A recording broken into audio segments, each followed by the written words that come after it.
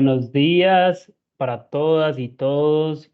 Qué alegría contar nuevamente con su participación el día de hoy en nuestra serie de webinars mensuales de Nodoka, un universo de oportunidades, recursos y conocimientos para cambiar el mundo. Sean bienvenidos a este espacio del mes de mayo para las personas que nos han venido acompañando en espacios anteriores. Es un gusto y una alegría poderlos volver a ver y seguir compartiendo con ustedes. Y para las personas que se unen a nosotros por primera vez, sean bienvenidas a nuestros espacios de diálogo, de conversación con diferentes expertos sobre movilización de recursos, sobre gestión de recursos para el impacto social en América Latina y el Caribe, y otros temas que son también muy relevantes para las organizaciones de impacto, ¿cierto? Que queremos marcar la diferencia, que queremos cambiar el rumbo de lo que sucede en nuestra región y que participan y nos acompañan en estos espacios.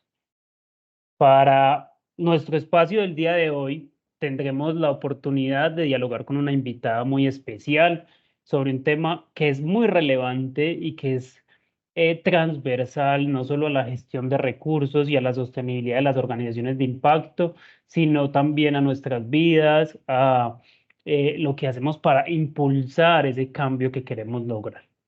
De la mano de Luisa Villegas, exploraremos el tema de el liderazgo en las organizaciones de impacto. Y un liderazgo efectivo es fundamental para la gestión de recursos, ¿cierto? Ya que nos inspira confianza, motiva a los equipos, fomenta la colaboración.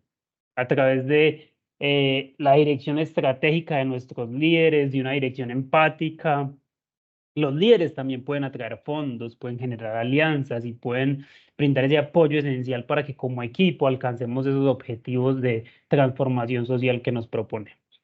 Así que hoy descubriremos cómo ese liderazgo transformador puede potenciar la capacidad de nuestras organizaciones para generar un impacto social más significativo y sostenible. Sí, creo que a la mano de Luisa vamos a abordar la importancia del trabajo en equipo, cómo ser un miembro de equipo y cómo trabajar juntos, el valor de la comunicación efectiva, bueno, habilidades de liderazgo y muchas otras cosas. Así que para que comencemos y sin más preámbulo, quiero darle la bienvenida a Luisa, que ya nos acompaña por acá en sala. Hola Luisa, buenos días, ¿cómo estás? Buenos días, Juan David. Buenos días a todos, a todas. Estoy muy contenta de estar aquí hoy. Muchas gracias, qué alegría poder contar contigo. Luisa nos acompaña desde Washington. La metodología que tendremos el día de hoy va a ser una charla, ¿cierto? Luisa nos va a estar hablando de estos temas. Ella con mucho cariño ha preparado una presentación para nosotros, entonces vamos a tener como es habitual una hora más o menos para este espacio. Luisa va a tener unos 45 minutos iniciales y después vamos a dedicar un tiempo. Y para ese tiempo los invito a que nos dejen sus preguntas en el chat o en la caja de preguntas y respuestas que está disponible en la aplicación y al final iremos recogiendo todas estas preguntas y haremos algunas con el tiempo que nos alcance, ¿cierto? También para las personas que nos preguntan, la grabación, la presentación y los materiales que Luisa hoy utilice el día de hoy con nosotros, los compartiremos también a los correos de las personas que están inscritas. Así que, bueno, bienvenidos y bienvenidas para todos. Le voy a dar la palabra a Luisa. Voy a hacer una presentación inicial de Luisa porque es un gusto realmente para nosotros poder contar contigo el día de hoy. Luisa es experta en gestión de proyectos con más de 20 años de experiencia ya trabajando. Durante 15 años lideró proyectos de desarrollo internacional en América Latina y el Caribe, en la Fundación Panamericana para el Desarrollo. Ha desempeñado roles de mucha responsabilidad, ¿cierto? Incluido como directora senior de innovación de programas, donde lideró la implementación de mejoras prácticas y actualmente se dedica a la consultoría en implementación de transformaciones digitales, así como la instrucción en gestión de proyectos, comunicación y liderazgo. Así que, bienvenida, Luisa. Bueno, muchísimas gracias, Juan David. Muy contenta de estar aquí, de compartir, bueno, un poco la experiencia que tengo trabajando con organizaciones de impacto social, como lo mencionaste. Bueno, casi toda mi carrera ha sido en la Fundación Panamericana, como lo mencionaste, que en Colombia se conoce como FUPAD, en el resto del hemisferio PADF. Y bueno, como pueden notar por mi acento, soy colombiana, soy de Medellín, así que me siento como en casa. Y bueno, empecemos porque hay mucho por compartir y el tiempo es poco. Voy a compartir entonces mi cámara y voy a configurar aquí para poder verlos. A ver, denme un segundo, voy a volver a compartir para que me quede. Espérenme. Vamos a compartir primero así y ahora sí. Ok. Entonces, creo que no voy a compartir otra vez mi bio porque ya hicimos una breve presentación y la agenda creo que Juan David también ya la cubrió, así que empecemos, vamos al grano. Empecemos hablando un poco del trabajo en equipo. Este es como el primer tema que vamos a tratar hoy y que tiene que ver con todos los otros temas que están en la agenda. Entonces, cuando estamos empezando un proyecto o una organización, ¿cómo conformamos un equipo de alto rendimiento? ¿No? Muchas de los conceptos que yo voy a presentar aquí tienen que ver con las prácticas recomendadas por el Project Management Institute, el Instituto de Gestión de Proyectos, que es una entidad bastante reconocida en lo que son, digamos, mejores prácticas para gestión de proyectos. Entonces, solamente quería hacer esa aclaración y van a ver en algunas diapositivas que yo pongo la referencia específicamente cuando vienen del manual de gestión de proyectos de PMI, de PMI. ¿Cómo conformar un equipo de alto rendimiento? Digamos que todo empieza desde la planificación. Entonces, la eficiencia en la planificación quiere decir que vamos a realizar un análisis muy detallado de las habilidades necesarias para cada proyecto y determinar también el tiempo real que cada tarea requiere. Así podemos saber una estimación más precisa de las necesidades del personal. Voluntariado y colaboraciones, creo que todas las organizaciones sociales en algún momento hemos acudido a esta herramienta de tener personas voluntarias, de pronto hacer colaboraciones con universidades, con instituciones académicas, con otro tipo de instituciones donde de pronto podamos hacer alianzas estratégicas y de pronto compartir servicios de una manera que podamos gestionar mejor nuestros recursos. Otro tema muy importante es crear una cultura organizacional atractiva, porque sabemos que los que trabajamos en ONGs, en organizaciones de impacto social, son organizaciones cuyos recursos son limitados y cuyos salarios de pronto no son tan atractivos, por decirlo así, como en el sector privado. Entonces, ¿qué otros valores nos puede dar la organización para que seamos una organización que atrae los profesionales indicados, ¿no? Entonces, vamos a hablar un poco hoy de qué es una cultura organizacional atractiva, cómo hacer que los empleados se sientan valorados, aunque no sean, digamos, remunerados con un salario alto. Gestión de habilidades especiales. Cuando necesitamos algún técnico o una persona muy especializada, un conocimiento muy especializado, pues de pronto tratar de hacer alianzas, de tener consultores que sean por un término o un plazo muy específico y más bien tratar de que las personas que contratemos, que sean los miembros permanentes de nuestro equipo, tengan una variedad de habilidades para que puedan cumplir diferentes funciones. Entonces, no tener muchas personas muy especializadas, sino más bien tener una variedad de personas que sean ágiles en cambiar, digamos, de una tarea a otra y más bien buscar esas personas que tengan habilidades especiales fuera de la organización. Acuerdos de colaboración, ya lo mencionamos. Por ejemplo, las alianzas temporales con otras organizaciones también pueden ser una buena manera de suplir habilidades se necesiten en un proyecto y no se tengan dentro de la organización. Y este último punto, a veces fallamos las organizaciones sociales en hacerlo una prioridad y es supremamente importante y es la evaluación y la retroalimentación. No hay nada peor que estar en un trabajo y no tener ni idea si lo estoy haciendo bien, si lo estoy haciendo mal, si, en qué puedo mejorar.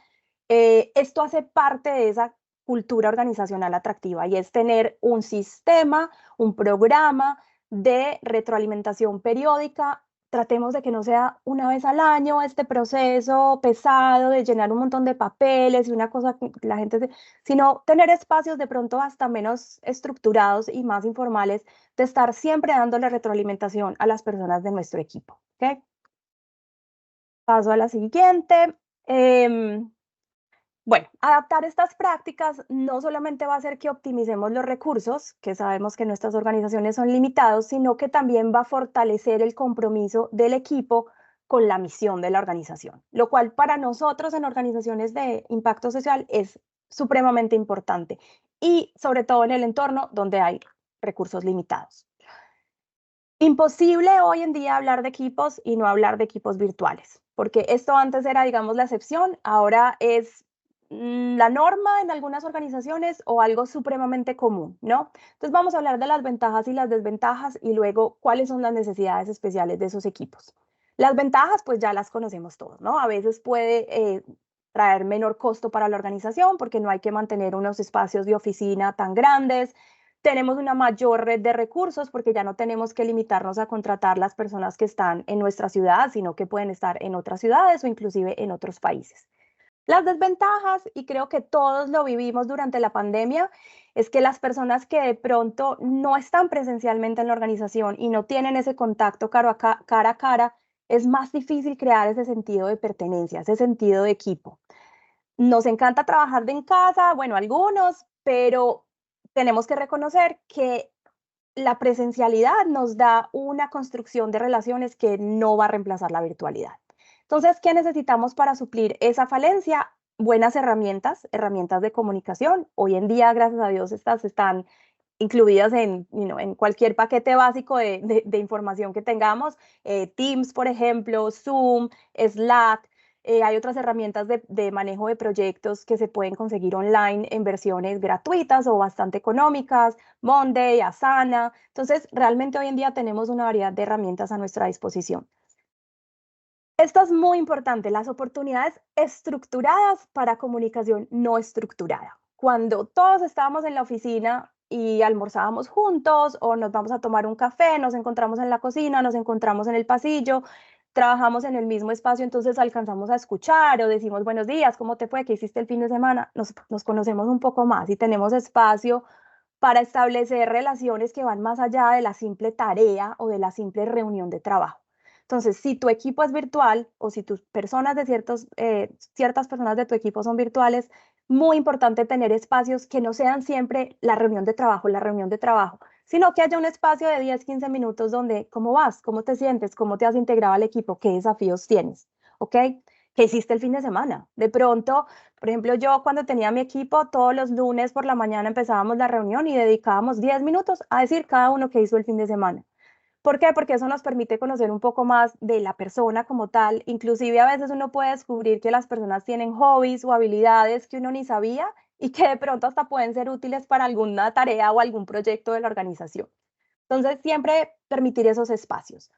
Y si es posible, obviamente sabiendo que los recursos son limitados, organizar encuentros presenciales periódicamente, que las personas que están virtuales vengan a la organización, que se haga un retiro, una actividad una vez al año, pero facilitar ese cara a cara.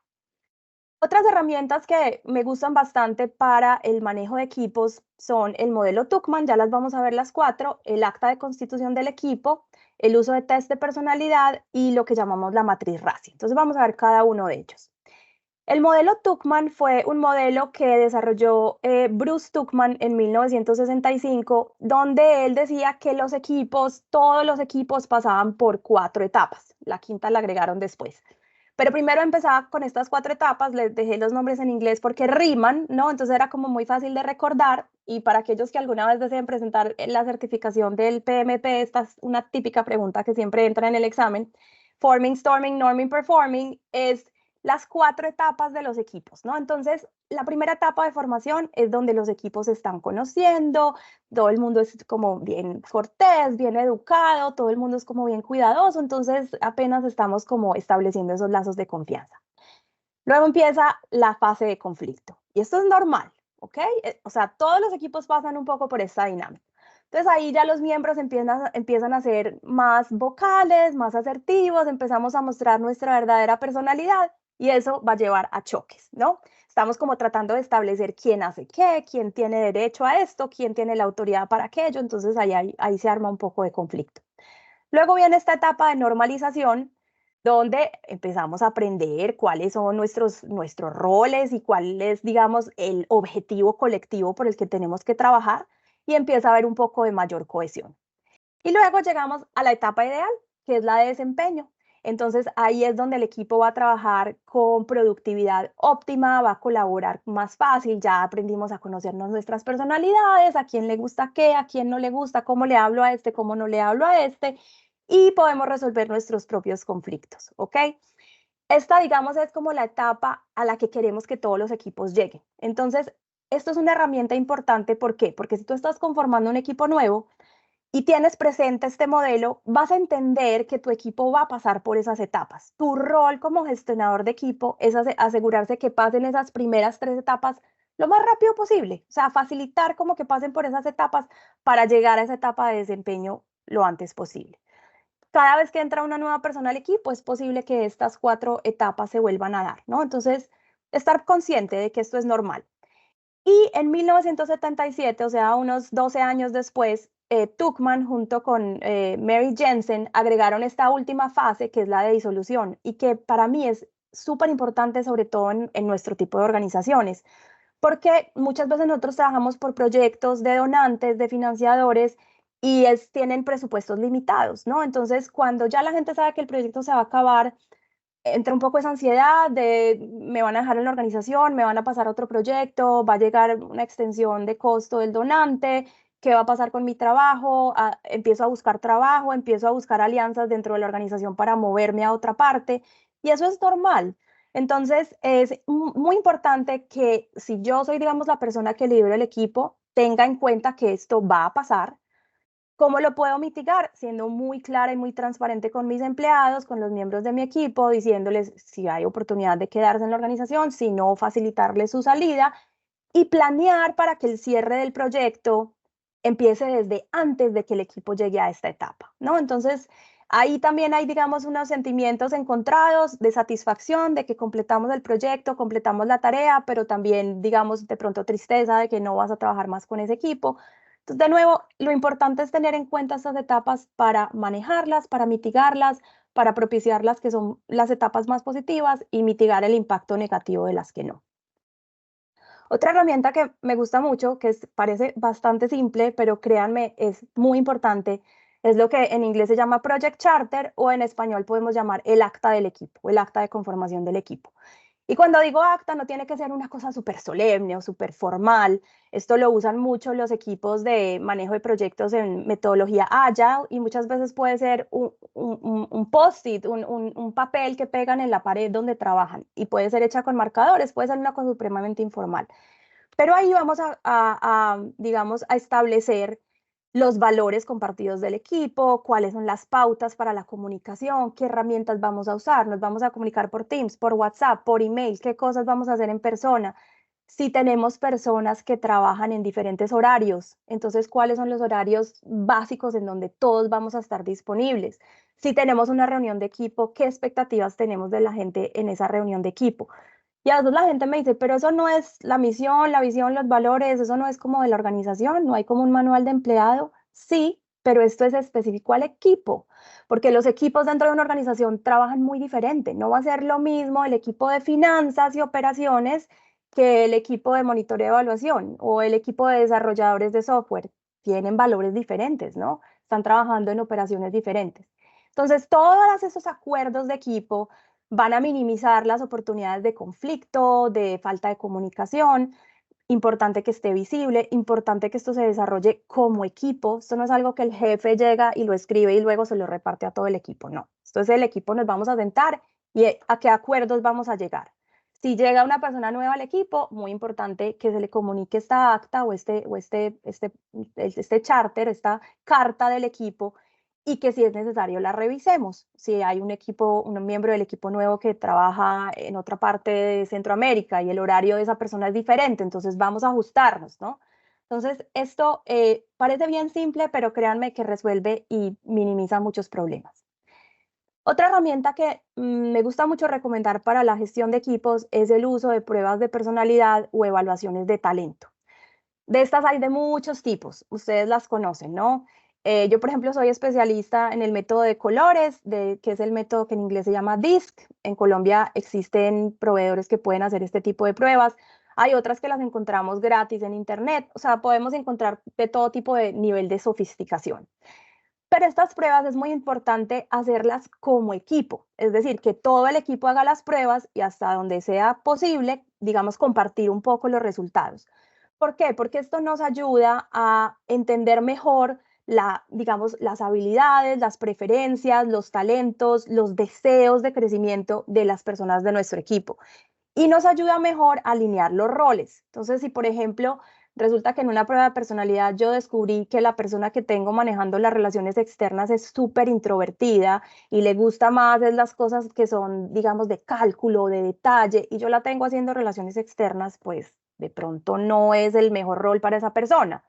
O al revés, puedo descubrir que la persona que me está manejando los presupuestos es buenísima manejando relaciones y me la voy a llevar para el próximo evento de networking para que me ayude a conseguir donantes, ¿no? Entonces, esto nos ayuda a mejor alinear los roles de las personas del equipo. Y también nos ayuda a mejorar la comunicación.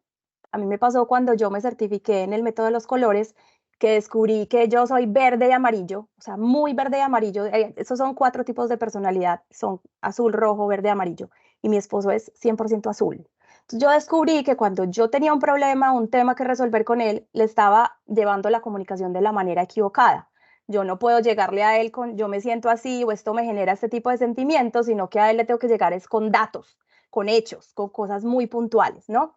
Y esto mismo puede pasar en el trabajo, o sea, si tú te das cuenta que la persona que es tu jefe también es una persona que es metódica, que le gusta la evidencia, que le gustan los hechos, y tú llegas a presentarle un problema con cómo te sientes, ya vas a generar un cortocircuito. En cambio, que si ya tú sabes cómo le gusta a esa persona la comunicación, de pronto tú puedes adaptar un poco cómo te aproximas a una situación de conflicto o a una situación difícil, ¿no? Entonces, esto nos va a facilitar, obviamente, que haya pues como más armonía en los equipos, ¿no? Inclusive esto se puede usar en la consecución de recursos. Uno más o menos también, si va a aproximarse a una persona o a un donante, aunque tú no le vas a hacer el test de personalidad, si tú más o menos aprendes cómo identificar o cómo clasificar a las personas, también de pronto vas a poder hacer como un pitch o como un discurso, una presentación de tu proyecto que se aproxime más a la personalidad de esa persona o de ese posible donante. Última herramienta para gestión de equipos es lo que llamamos RACI, la matriz RACI o la matriz de asignación de responsabilidades. Entonces, esto es básicamente una matriz, esto se puede hacer para un evento, para un proyecto, para un equipo, inclusive para una organización. Se los voy a explicar y luego les voy a contar un ejemplo. Entonces, básicamente, en la columna de mano izquierda vamos a tener las tareas o las responsabilidades, por decirlo de alguna manera, y luego vamos a enumerar las personas del equipo o los departamentos, esto se puede hacer de diferentes maneras, y le vamos a asignar a cada uno una inicial dependiendo de si son R para responsable, y responsable es la persona que lo va a ejecutar, pueden ser más de uno, ¿no? Ustedes pueden ver ahí que ahí, por ejemplo, en la evaluación de satisfacción tengo 2 personas que son responsables. El aprobador, la A para aprobador, ese sí solo es uno y ese es el que va, digamos, a dar el veto final. Si se aprueba, no se aprueba.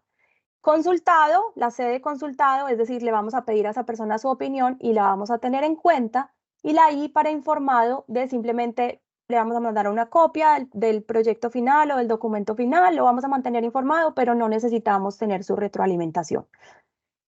De nuevo, estas herramientas parecen sencillas. En la organización en donde yo trabajaba, tratamos, o sea, teníamos directores temáticos y directores geográficos y estaba habiendo mucho choque, ¿no? ¿Quién es el que decide, quién tiene la última palabra en una propuesta para un donante? ¿Es el director del país o es el director especialista en el tema? ¿Quién tiene la última palabra para contratar a una persona nueva del equipo? Entonces, hacer este RACI nos tardó muchísimo tiempo, pero cuando se estableció, eliminamos una cantidad de tensiones y de problemas. Esto es una herramienta que puede ser súper poderosa y, como les digo, se puede adaptar. Esto puede ser para un evento, para un proyecto, para un equipo, para una organización. Entonces, digamos, para concluir este tema, pues sabemos que el trabajo en equipo en organizaciones de impacto social no solamente es importante porque nos va a multiplicar los resultados, sino porque también va a optimizar los recursos. Y finalmente, porque el trabajo que nosotros hacemos es, como lo decimos, de alto impacto y esto nos va a permitir abordar pues desafíos sociales que son complejos de manera más efectiva, ¿no? Entonces ahora conversemos un poco de cuáles son las habilidades o las características de un miembro efectivo de un equipo, ¿no? Entonces, ¿cuáles son las cosas que yo busco o que yo quisiera tener para ser mejor miembro de un equipo. Si a mí me preguntan cuál es la número uno para mí personalmente, esto es una opinión, yo diría la inteligencia emocional. Porque muchas otras habilidades se pueden aprender o de pronto tú puedes cambiar el rol de una persona dependiendo de si tiene una habilidad o no. Pero la inteligencia emocional la necesitan todos los miembros de un equipo. Y se puede trabajar, se puede aprender, uno puede mejorar su nivel de inteligencia emocional, pero esto es algo que tiene que hacerse de manera muy consciente. ¿Ok? Entonces, la inteligencia emocional es la capacidad de reconocer nuestras propias emociones y las de los demás. ¿Ok?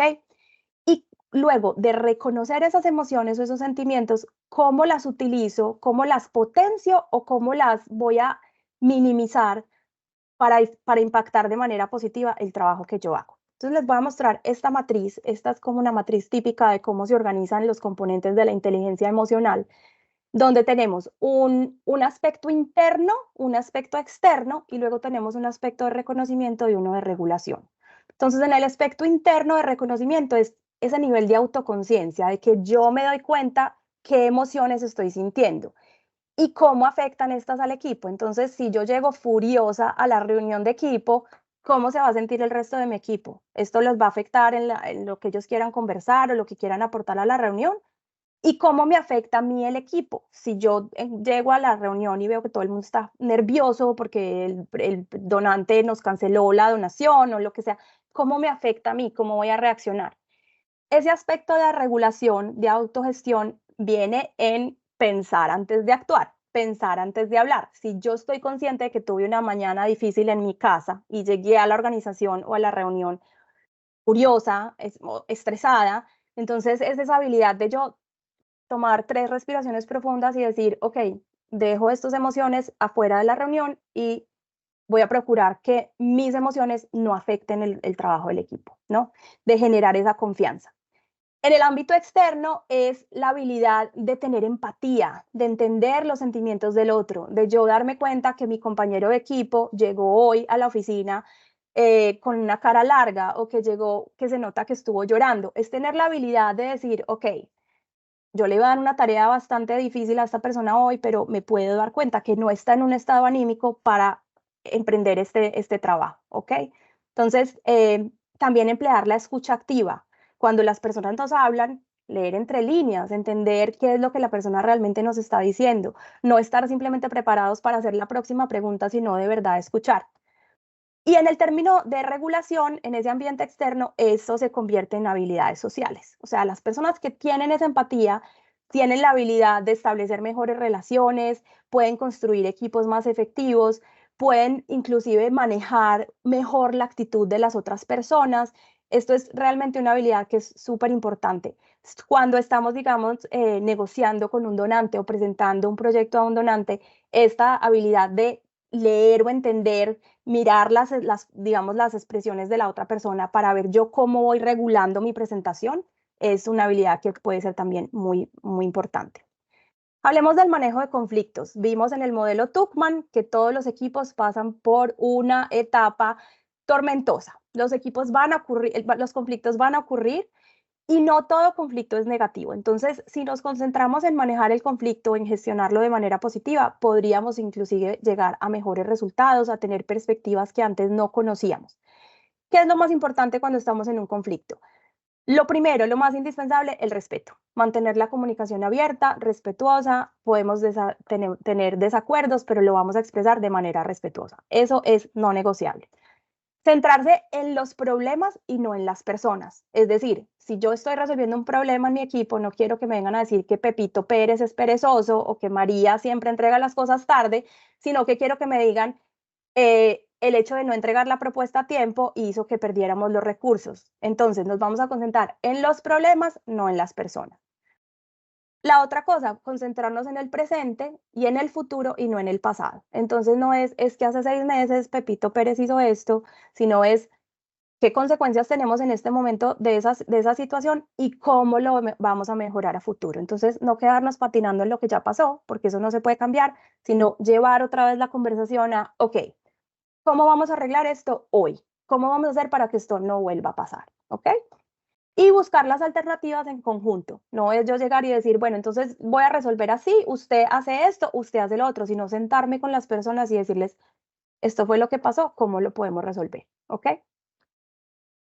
Aspectos claves para una negociación de ganar-ganar. Y siempre que vamos a una negociación debemos pensar en ganar-ganar. No debemos estar buscando pasar por encima del otro o hacerle como digamos, dicen por ahí, no sé, como que le hice una mala jugada para yo salir como ganando más. No, siempre vamos a buscar que haya valor suficiente para todos. Y para esto se necesita carácter, madurez, integridad, que las personas puedan tener confianza que lo que yo digo es la palabra, se va a cumplir, que vamos a rendir cuentas sobre los acuerdos a los que lleguemos. Y ahí de nuevo el tema de la empatía, el tema del enfoque. Si yo estoy en una negociación, no sé, digamos con otra organización, estamos haciendo una colaboración para un proyecto y yo veo que esa organización está como súper insistente en el tema de los salarios y no me quiere ceder ni un poco, entonces en vez de yo ofuscarme y decir esto no funciona, de pronto me voy a poner a pensar un poco, ¿será que esta organización acaba de perder un donante muy importante? Están con empleados de toda la vida que no quieren dejar ir, entonces de pronto voy a ser un poco más generoso en el tema de los salarios y de pronto podemos mirar dónde podemos ajustar el presupuesto, en fin. Ponernos en el papel del otro, ponernos en el punto de vista del otro nos va a ayudar a llegar a una mejor negociación. Y por último, pensamiento crítico. El pensamiento crítico es la habilidad de reconocer si tenemos prejuicios, si estamos asumiendo, digamos, elementos de información que puede que no sean válidos, que puede que no sean ciertos. Es una manera de pensar muy disciplinada, muy basándonos en la lógica, en la evidencia. Eh, un ejemplo, en este momento estoy leyendo un libro que se llama Los cristales de la sal, de Cristina Bendeck, que habla sobre la historia, un poco sobre la historia de San Andrés, de la isla de San Andrés en Colombia, para los que pronto no saben de qué estoy hablando. Y me doy cuenta que, digamos, la historia que conocemos o la percepción o los estereotipos que tenemos de la isla son bastante sesgados y que hay toda una historia de una nación raizal que de pronto no conocemos tanto. Entonces, si yo, por ejemplo, en este momento fuera a hacer un proyecto en San Andrés, tendría que asegurarme de que la información que yo estoy recibiendo para diseñar ese proyecto no sea solamente de un lado de la historia, sino que realmente tenga en cuenta todas las perspectivas de las personas que viven allí. Esto pasa también mucho con el género, hacemos asunciones de género, los estereotipos, entonces pensamos que si vamos a desarrollar un proyecto en alguna zona del país, entonces vamos a asumir que las personas son de esta manera y se van a comportar de esta manera. El pensamiento crítico nos hace un llamado de atención y dice, a ver, ojo, un momento, estoy pensando que el proyecto lo tengo que diseñar así porque yo tengo un prejuicio sobre cómo esas personas van a actuar o realmente me estoy basando en la evidencia y digamos, en la lógica para diseñar mi proyecto, ¿no? Entonces, es esa capacidad de parar a pensar de cómo estoy pensando, de dónde estoy recibiendo la información. Es muy importante para ser un buen miembro de un equipo. Hablemos un poco de las comunicaciones efectivas. Entonces, cuando estamos pensando en cómo, digamos, comunicarnos mejor, sobre todo en el ámbito de proyectos, que es lo que yo más manejo, es muy importante pensar hoy en día en las tecnologías de la comunicación. Entonces, ¿cómo vamos a decidir qué tipo de tecnologías o qué tipo de medios vamos a utilizar para comunicarnos?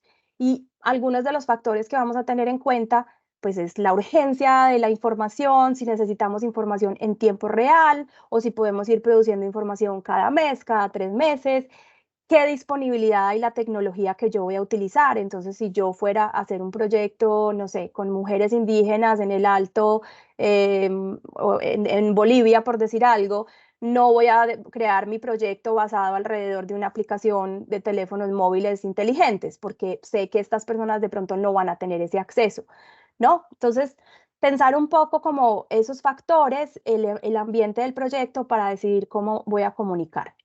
Otros factores importantes de comunicación que podemos utilizar ya como miembros de un equipo para ser mejores comunicadores son los siguientes. La escucha activa. La escucha activa es realmente poner todos nuestros sentidos a escuchar lo que la otra persona nos está diciendo. No sé si alguna vez les ha pasado que uno entra por decir a la oficina del jefe y el jefe lo recibe a uno así. Sí, sí. No, sí, háblame que te estoy escuchando. realmente no estamos escuchando a la otra persona. Entonces, si queremos ser personas que tienen una escucha activa, vamos a parar lo que estamos haciendo con nuestra comunicación no verbal, vamos a darle a entender a esa persona que la estamos escuchando, vamos a decir, ajá, sí, ok, ¿cierto? Para que la persona realmente se sienta escuchada. La escucha efectiva ya va un poco más allá de la escucha activa. La escucha efectiva es donde yo hago preguntas o le reflejo a la persona lo que me dijo para yo asegurarme de que entendí bien.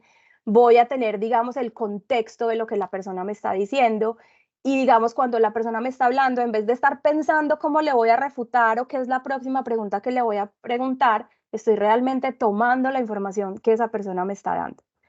Comunicación no verbal, muy importante, y algo con lo que yo me da mucho trabajo cuando hago este tipo de presentaciones porque no los puedo ver. Entonces, cuando yo dicto clase, a todo el mundo lo hago prender la cámara porque para mí es importante ver si lo que yo estoy diciendo, la gente lo está haciendo una cara como de no entendí nada, me pasó por encima, o si están moviendo la cabeza, están diciendo sí, esto tiene sentido, no tiene sentido.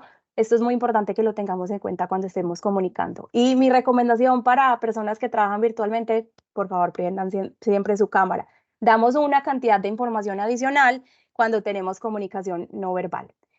Y ahora está todavía más importante, la comunicación paralingüística, que es la que viene por la voz, pero es no verbal. O sea, el tono de voz, inclusive algunas cosas que decimos como, Si, por ejemplo, yo les digo a ustedes, yo le pregunto a alguien, ¿ya terminaste el reporte trimestral para el donante? Y la persona me dice, sí, claro. A que si me dice, sí, claro. Son dos cosas completamente distintas, ¿cierto? Y hoy en día que nos comunicamos tanto por mensajes de texto, perdemos un poco esa comunicación paralingüística. El otro día mi hijo de 7 años me estaba viendo el teléfono y me vio los emojis, entonces me dijo, mamá, ¿para qué es eso? Y yo realmente le quería contestar que era para compensar la falta de comunicación paralingüística, porque es muy diferente si yo te pregunto por mensaje de texto, ¿ya terminaste el reporte trimestral? Y tú me contestas sí, claro, con una carita feliz, que si tú me contestas sí, claro, y me pones un emoji de unos ojitos mirando para arriba como soñando, ¿no? Entonces, esa comunicación paralingüística que perdemos en la comunicación de texto también nos da una información muy importante. Y es importante que nosotros nos aseguremos de que lo que estamos comunicando vaya a ser bien entendido. Bloqueos en la comunicación. Puede haber muchísimos, ¿no? Puede haber diferencias culturales, falta de, digamos, tener diferentes marcos de referencia, tener esos juicios de valor, ¿no? Los estereotipos, tener, por ejemplo, barreras lingüísticas. Y esto no estoy hablando de diferentes idiomas, estoy hablando de que si en Medellín decimos charro, en Medellín significa una cosa y en Bogotá significa otra completamente distinta, ¿no? Entonces, cuando nos estamos comunicando, tener siempre muy presente cuáles son esos bloqueos de la comunicación que pueden hacer que el mensaje que estemos comunicando se distorsione. Otro importante aquí, las diferencias horarias, ¿no? Entonces, si por ejemplo, yo le digo a alguien, digamos, mándame el documento para el donante a las 6 de la tarde, pero resulta que la persona está, no sé, en El Salvador y para ellos 6 de la tarde es un horario completamente distinto, pues vamos a tener un problema de comunicación. Factores geopolíticos, marcos de referencia. También siempre doy mucho el ejemplo de la organización PADF donde yo trabajo, hace parte de la OEA, del sistema de la OEA. Y estamos en el mismo edificio, o sea, hacemos parte de la misma, del sistema interamericano, pero tenemos factores culturales muy diferentes, porque ellos son un foro de gobierno, mientras que nosotros somos una ONG. Entonces, la manera como yo me comunico, o el mismo email que yo le mandaría a un colega de PADF o de cualquier otra ONG, va a ser muy diferente que el que yo mando a alguien que trabaja en la OEA, porque allá se usa un mensaje, un lenguaje muchísimo más formal, un lenguaje más rimbombante, por decirlo de alguna manera, mucho más respetuoso. Y si yo no uso ese tipo de lenguaje, pues se va a ver bastante mal. Entonces, estos pueden ser otros elementos de la comunicación importante. Este creo que lo usamos bastante en las ONGs, que es el storytelling, que es comunicarse a través de narrativas. ¿A quién no le gustaba chiquito que le leyeran historias, que le contaran cuentos? Esa misma habilidad narrativa la podemos traer a la manera como nos comunicamos. Esto lo vemos mucho, por ejemplo, en los reportes de impacto de las organizaciones, donde en vez de dar un montón de datos, podemos contar la historia de un participante exitoso, una historia que sea conmovedora, De esta manera vamos a involucrar las emociones, vamos a hacer información más memorable, mucho más fácil acordarse de la historia, del, no sé, del campesino que tuvo que, no sé, que antes tenía que caminar 7 horas para llegar a la escuela y le dimos una bicicleta y le cambió su vida, en fin, mucho más memorable, más fácil de entender el impacto, mayor comprensión y compromiso cuando utilizamos el storytelling. Y como les digo, lo usamos mucho en los reportes, pero intenten a veces usarlo también en la consecución de recursos. En vez de presentarle una propuesta al donante, que es una propuesta como muy formal, con data, con textos que pueden ser casi que escritos por ChatGPT, pues contémosle historias, ¿no? Contémosle un par de historias, resaltémosle un par de historias exitosas de nuestros participantes o nuestros beneficiarios, ¿no? ¿Cómo vamos a desarrollar esas habilidades de liderazgo? Entonces, algunos principios claves antes de que empecemos a hablar de las habilidades. Esta para mí es la más importante, es lo que más enfatizo cuando estoy enseñando liderazgo. Cualquier miembro del equipo puede demostrar comportamientos de liderazgo. Aquí yo no estoy hablando del presidente, del jefe, del director, es que yo soy un pasante o es que yo soy, digamos, tengo una posición donde no puedo ejercer el liderazgo. Todo el mundo en una organización, en cualquier equipo, en cualquier proyecto, puede ejercer y demostrar comportamientos de liderazgo. Y de hecho, yo los invito a que ustedes siempre, no importa qué posición o qué rol tengan dentro de un equipo, demuestren esas habilidades de liderazgo. ¿Por qué? Porque el liderazgo es diferente a la autoridad. La autoridad es, digamos, se le da a una persona con una posición de control para ejercer un tipo de poder. Mientras que el liderazgo inspira. El liderazgo es que la gente te sigue porque creen en ti, porque tú sigues, porque tú das un buen ejemplo, porque la gente se siente inspirada por lo que tú haces, no porque tienes un título o porque te han dado un cierto nivel de poder. Los mejores líderes van a adaptar su estilo a la situación. Entonces, a veces tenemos que ser líderes donde tomamos las decisiones de una manera más ejecutiva, si tenemos una emergencia, si la cuestión es de urgencia, por ejemplo, y otras veces podemos ser líderes donde vamos a dialogar más extensivamente con nuestro equipo, vamos a tratar de llegar a un consenso. Entonces, la capacidad de un líder de adaptar su estilo a la situación es también otra capacidad de liderazgo. Muy importante, y lo vamos a hablar un poquito más adelante, es reconocer que los diferentes miembros del equipo se motivan de maneras diferentes. Entonces aquí erramos un poco las organizaciones o a veces los jefes cuando pensamos que el mismo incentivo va a motivar a todos los miembros del equipo de la misma manera. Y no es así. Lo vamos a ver un poquito más adelante, los diferentes elementos que motivan a las personas. Pero lo más importante es que reconozcamos que no todo el mundo, y esto de nuevo es algo que se puede ver con los test de personalidad, no a todo el mundo lo motivan las mismas cosas. Y no, el salario o las compensaciones en dinero no son siempre el mejor motivador.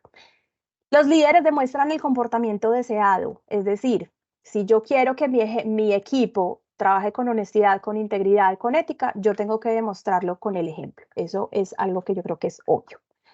Entonces, hablemos aquí, si ustedes ven en esta lista de habilidades a desarrollar, ya hemos hablado de varias de ellas.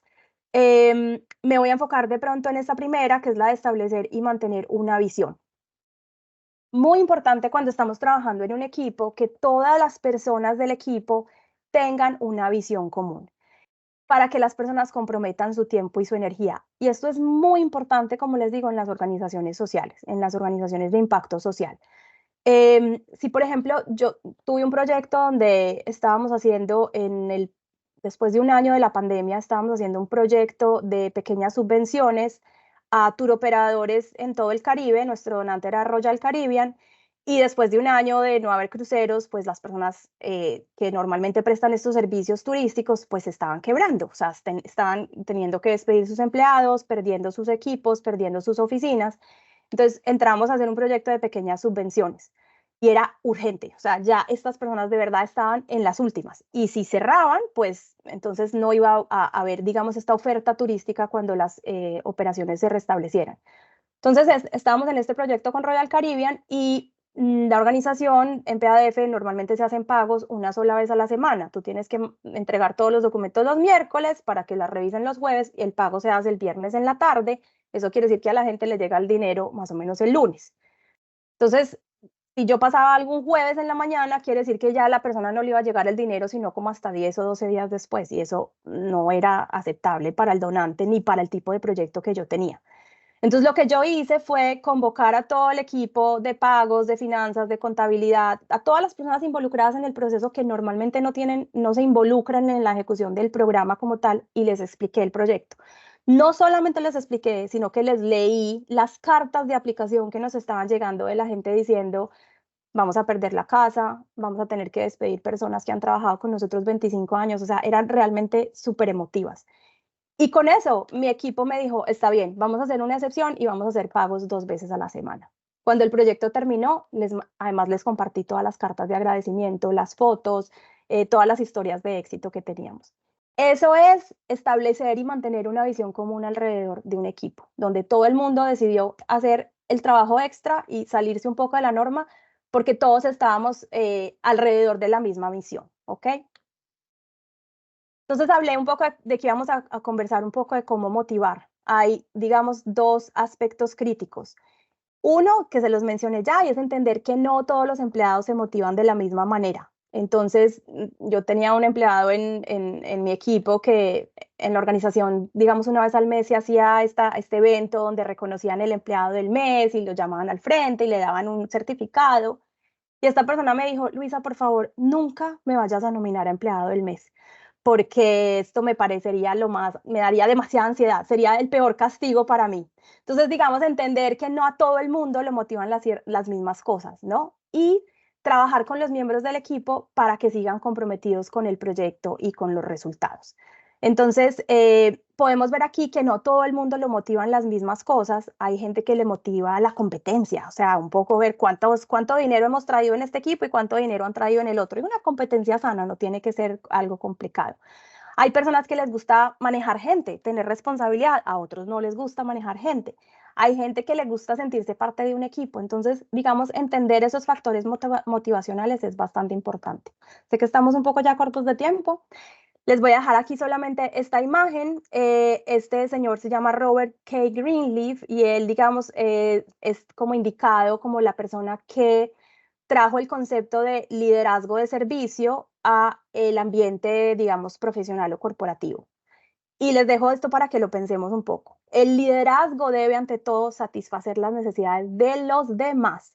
Los buenos líderes primero deben convertirse en buenos servidores. Es decir, no estar pensando en cómo me voy a beneficiar yo, sino cómo puedo yo ayudar al resto de personas de mi equipo. Y miren que todo va, digamos, como se va relacionando. Estamos hablando de liderazgo, pero también estamos hablando de equipo. Entonces, creo que me voy a saltar esta por ahora y digamos que creo que para terminar, les voy a dejar esta imagen. Espero que todos sepan quién es este personaje y los que no sepan, se los presento. Se llama Ted Lasso. Él es el personaje de una serie de televisión que si no la han visto, se las súper recomiendo y es el perfecto ejemplo del líder de servicio, porque él siempre, digamos, se preocupaba por saber que todos los miembros de su equipo estén creciendo como individuos, que todo el mundo tuviera oportunidad de sentirse valorado.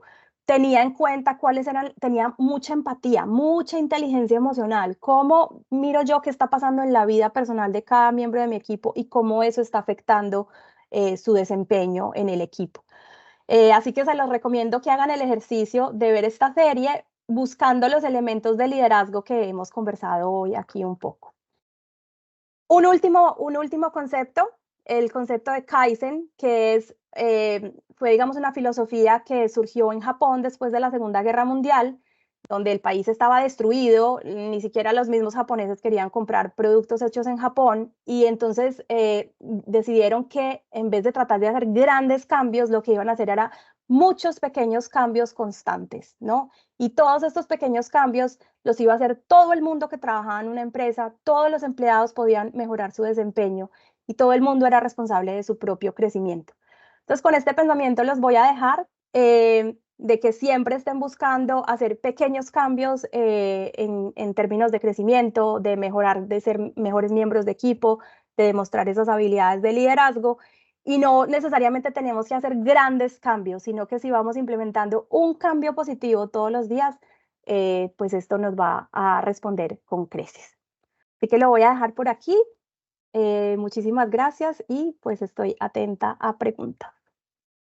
Luisa, muchísimas gracias. Muchas gracias por compartir con nosotros y con las más de 95 personas que se encuentran conectadas en la mañana de hoy y traer este tema tan importante y esta charla tan interesante, ¿cierto? Creo que es una invitación también a que seamos proactivos, a evaluar esas capacidades y habilidades de liderazgo que necesitamos desarrollar dentro de las organizaciones de impacto social, no solo el directivo, ¿cierto? Sino todo el equipo, porque es algo pues también que aplica en nuestra vida cotidiana, ¿cierto? Y pues para poder gestionar esos equipos y que juntos podamos llegar a esos objetivos y a esos logros que tenemos o esos sueños que tenemos como organizaciones.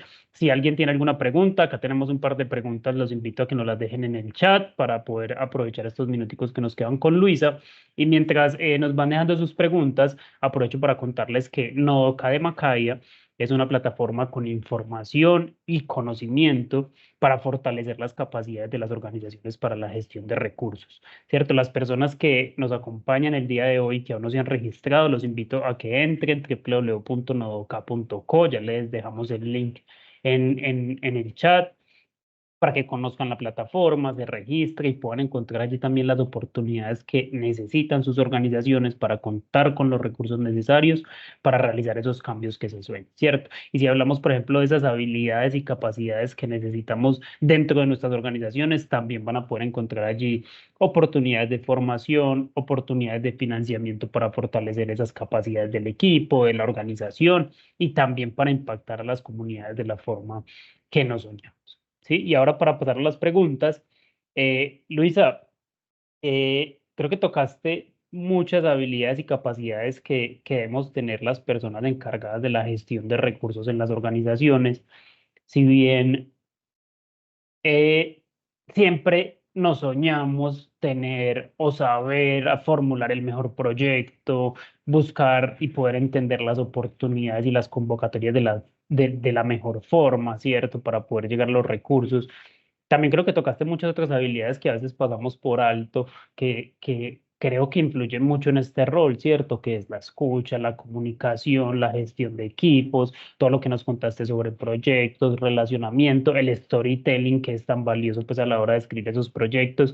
No sé si puedes compartir con nosotros como cuáles son esas habilidades mínimas o esas competencias de liderazgo que deberían tener esas personas encargadas de o que luchan todos los días para buscar los recursos en las organizaciones. Sí, bueno, esos tienen una responsabilidad grandísima, ¿no? Cero presión. Pues creo que las que mencionamos aquí, como tú dices, muchas veces uno está pensando solamente en que tiene que ser el que mejor escribe o el que tiene la capacidad de desarrollar los mejores indicadores de impacto y de monitoreo y evaluación. Todo eso es importante, manejo de presupuestos, pero yo creería que como lo mencioné, la inteligencia emocional, la empatía, entender realmente cuál es el beneficio que le vamos a traer a nuestros participantes. ¿Cómo voy a contar esa historia? Desde la emoción. Hoy en día, como yo les decía, una propuesta la puede escribir ChatGPT. ¿Cómo le voy a poner yo de verdad el sabor o el feeling, la emoción a esa propuesta para que el donante entienda que mi propuesta es diferente? ¿Cuál es el valor agregado que yo le presento? Y eso tiene que ver mucho con esa inteligencia emocional, eso tiene que ver mucho con la habilidad de entender cómo lo que nosotros hacemos va a cambiar la vida de los demás. No es simplemente por ejecutar un presupuesto o por cumplir con unas reglas de un donante, es porque de verdad el trabajo que hacemos cambia vidas. Entonces, el storytelling muy importante, pero para mí más que el storytelling, antes que el storytelling, yo tengo que tener esa habilidad de entender cómo lo que yo estoy haciendo le está cambiando la vida a las personas. Y eso se hace más efectivo cuando tienes esa capacidad de tener empatía, de tener inteligencia emocional. Pienso que eso y pues obviamente ser un buen comunicador, ¿no? Digamos, tener la capacidad de transformar esa información que has, digamos, valorado a través de esa inteligencia emocional, poder hacérsela llegar de manera efectiva al donante. Entonces creo que de pronto lo dejaría ahí porque claro, son muchas, pero en términos de lo que hablamos hoy diría que esas dos son muy importantes. Vale, muchísimas gracias, Luisa. Y aprovecho para decirles que les acabamos de compartir por el chat una entrevista muy interesante que van a encontrar en Nodoka, justamente sobre el rol y el papel y las habilidades que debe tener la persona encargada de movilización de recursos en las organizaciones de impacto social. Los invito a que la revisen también. Es una entrevista de unos 15 minuticos y van a encontrar allí también unos tips, recomendaciones y cosas muy interesantes. Tenemos varias preguntas en el chat, en especial Luisa, muchas personas agradeciéndote. Voy a tomar tres preguntas, una que nos han dejado varias personas y es cómo se llama la serie que nos recomiendas para que ellos la Ah, puedan ver. Ted Lasso, se llama Ah, Ted ok, Lasso. Él así se como llama la Ted Lasso. persona. Está en Apple TV, pero de verdad es maravillosa, fantástica, además es apta para toda la familia. Pues bueno, sí, digamos mayores de tal vez 15 por ahí, Ok. pero sí es algo que, por ejemplo, yo muchas veces no encuentro algo en común para ver con mi esposo y esa serie la vimos los dos y nos encantó. Súper. Y para las personas también que nos han preguntado que les gustaría repetir la charla o volverla a ver, les vamos a compartir la grabación para que también la puedan ver con sus equipos y la puedan socializar y puedan conversar entre todos y de pronto pueda ser un punto de partida para implementar esos cambios que queremos, ¿cierto? Y por último, o bueno, las dos preguntitas adicionales relacionadas un poco con el tema que estabas tocando, Luis, al día de hoy. Eh, por aquí tenemos una que nos pregunta sobre la matriz RASI, que si de pronto podrías volverlo a abordar de manera muy sucinta esos puntos claves que nos mencionaste allí. Sí, eso estaba viendo, sobre todo estaba viendo que preguntaron sobre la I. A ver, lo más importante de la RASI, primero que todo, se puede adaptar. No hay, digamos, una camisa de fuerza de cómo se hace. Lo importante es recordar, solo debe haber una A, porque la A es el que aprueba, es el que tiene la palabra final. Si tú tienes dos A, ahí vas a entrar en problemas, ¿no? Entonces, una sola A, el aprobador es solo uno. Puede haber más de un R, más de un responsable. Pueden dos o tres personas estar trabajando en un entregable, ¿ok? Esas son las personas que están haciendo el trabajo. La C es el consultado, es decir, Juan David y yo estamos haciendo el trabajo, pero le vamos a consultar a Gina ya qué piensa, de pronto ella nos va a dar unas ediciones, nos va a decir cambien esto, quiten esto y nosotros vamos a incorporar esa retroalimentación. Y la I es el informado, es decir, cuando yo voy a mandar a aprobación, tal vez voy a copiar a esa persona o ya una vez está aprobado el documento, se lo voy a compartir para su información, pero no necesariamente le tengo que consultar antes de terminar el trabajo. Entonces, creo que esa es la matriz y eso nos va a ayudar a establecer hasta dónde llega la autoridad de cada persona, quién es el responsable. Si ese entregable no se ejecutó, digamos, qué pasó, dónde se perdió, digamos, cada rol, ¿no? En inglés, por ejemplo, la A no es aprobado, sino accountable. Accountable es como no la persona que está ejecutando la responsabilidad, que es el R, sino que es realmente la persona que finalmente responde porque el producto sea entregado. Entonces, como les digo, se puede adaptar, pero básicamente ese es el concepto de la RACI, de la matriz RACI. Súper, muchísimas gracias, Luisa. Y una última pregunta, ya que se nos acaba el tiempo. Alguien nos preguntaba más sobre no sé si es la metodología de Tocman o eso que nos contaste, Ajá. y sobre los tiempos, de si existen algunos tiempos para cada fase o cómo llevar cada una y saber que es el momento de pasar a la otra. Claro, muy difícil porque eso depende del número de personas del equipo, ¿no? Si tú tienes un equipo de 3 personas, pues probablemente las primeras 2, 3 fases van a pasar mucho más rápido, pero si tienes un equipo de 20 donde nunca han trabajado juntos, no se conocen, pues cada fase va a tomar bastante más. Entonces yo creo que en ese caso el rol del líder del equipo o inclusive como miembro del equipo, porque siempre podemos demostrar esas habilidades de liderazgo, es entender que eso va a pasar, que eso es normal. ¿Y cómo puedo mitigar? Es decir, entonces, si yo estoy formando un equipo nuevo o tengo personas nuevas que ingresaron al equipo, pues creemos un espacio para conocernos, cómo te gusta comunicarte, si vamos a usar esos test de personalidad. Algunas empresas, por ejemplo, usan este método de los colores de que cada vez que entra una persona nueva le hacen su test de personalidad y lo comparten con el líder del equipo para que el líder del equipo entienda cómo se desempeña mejor esa persona, cómo se siente más cómodo.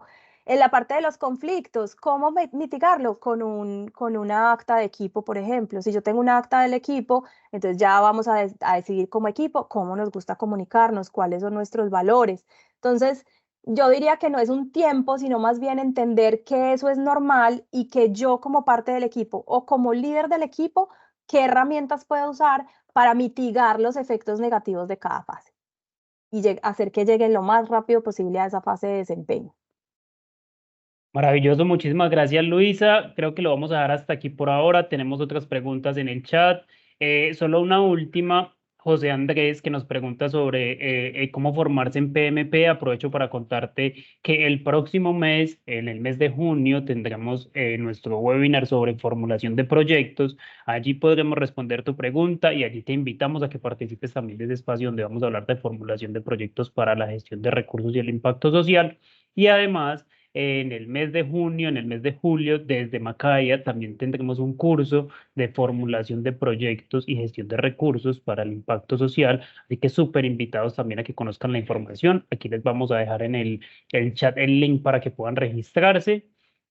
Y por último, los invito a que diligencien la encuesta de satisfacción que también nos deja Gina en el chat. Para nosotros es súper valioso conocer sus opiniones y además de que nos puedan proponer otros temas que les gustaría tocar en estos espacios. Así que Luisa, muchísimas gracias a ti por acompañarnos y compartir con nosotros en la mañana del día de hoy y No, a a todas usted, las personas. muchísimas gracias. Y a todas las personas que se han conectado, que nos acompañan. Esperamos que este espacio haya sido de su gusto y que nos acompañen y que se sigan conectando en los próximos meses. Un saludo muy especial para todos y feliz viernes. Gracias, igualmente.